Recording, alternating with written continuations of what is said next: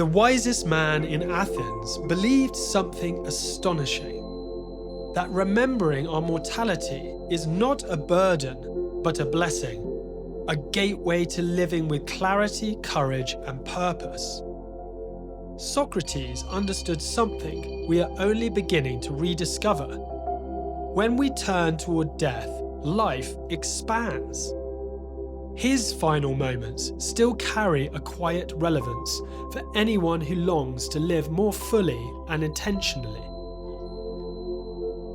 Athens, 5th century before Christ, a city alive with theatre, argument, politics and desire. And walking through its bustling streets was a barefoot philosopher whose only instrument was a question. What is justice? What is virtue? What is the soul? How should a human being live? Socrates believed philosophy wasn't an abstract pursuit. It was a daily practice of peeling away illusion so we could meet life honestly.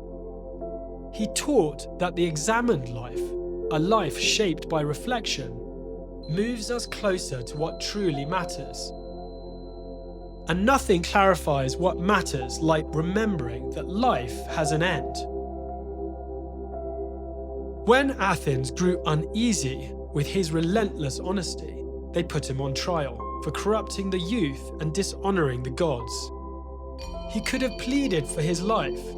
His friends begged him to escape, but Socrates refused. To flee death, he said, would be to flee truth. As the day of his execution approached, his students gathered in the dim light of the prison cell. They were terrified of losing their teacher. He, however, was calm, and then he spoke the words that have travelled through centuries. Death may be the greatest of all human blessings. To understand this, we must enter his way of seeing. Socrates believed that philosophy, the love of wisdom, is preparation for death, not out of morbidity, but because contemplating death frees the mind from what is temporary and superficial. He said death offers two possibilities. Either it is nothing, a deep, dreamless sleep where no pain can reach us, or it is something, a continuation of the soul's journey toward greater understanding. In both options, he saw peace. In both options, he saw freedom. But the deeper point was this: by contemplating death, we discover how to live. Mortality sharpens the senses. It invites presence. It reveals what is essential and awakens potential that lies dormant in comfort. Socrates taught that the fear of death is one of the greatest illusions, not because death is terrible, but because fearing it distorts the soul. He said that when we fear death, we begin to fear anything that resembles loss, reputation, comfort, approval. And so we hesitate, we compromise, we live carefully instead of truthfully. But when we examine this fear and see it clearly, something shifts. The smaller fears that quietly steer our choices begin to lose their hold. We start to act from what is right, not from what we're afraid of. We speak honestly. We live with intention. We stand in alignment with our deepest nature. For Socrates, mortality awareness was not darkness, but illumination. To turn toward death, he believed, is to finally turn toward life. When the cup of hemlock was placed before him, his students wept.